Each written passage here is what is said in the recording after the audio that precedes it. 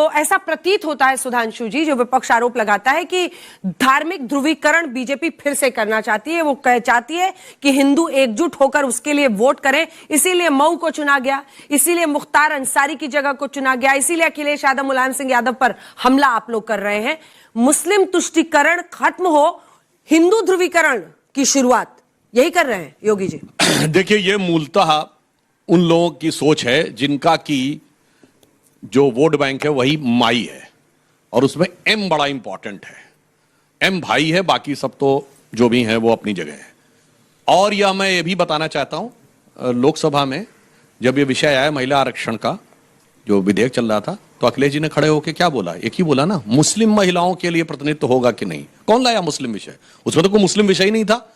विषय ओबीसी तक का भी था, वो भी पिछली बार सर्वसम्मत से पास हो चुका था। अचानक ये मुस्लिम कौन लेके आता है? हम लोग नहीं लेके आते, वो लेके आते। और दूसरी बात, बहुत दुख की बात है, कोई ये कहे 2005 का मऊ का दंगा लोगों को याद नहीं होगा, भयंकर नरसंहार हुआ, और उसके बाद दंगे का आरोपी मुख्तार अंसारी खुली जीप में घूम रहा था।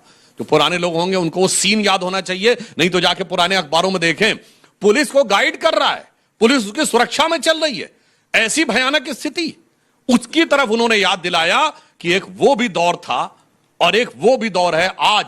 जब वो दौर आया, योगी जी की सरकार आई और मोदी जी की केंद्र में सरकार आई, तो वही मुख्तार अंसारी पंजाब में जाकर जेल में बैठ गया, जहां कांग्रेस की सरकार थी। उसने हाई कोर्ट में अर्जी लगाई कि मुझे पंजाब में रहने दिया जाए, मुझे यूपी न जाने दिया जाए, क्योंकि पंजाब में कांग्रेस सरकार के दामने रहमत में बड़ा महफूज हूं। मैं ये कहना चाहता हूं, मैं लंबे समय तक दिल्ली में आता जाता रहा हूं। एक दौर था कि दिल्ली में लोग कहते थे भाई नोएडा के आगे हम यूपी में नहीं जाएंगे, बिजनेसमैन कहता था मैं नहीं जाऊंगा, व्यवसायी कहता था मैं नहीं जाऊंगा। आज स्थिति हो गई, कोर्ट में अर्जी लगाते हैं माफिया कि मैं यूपी नहीं जाऊंगा।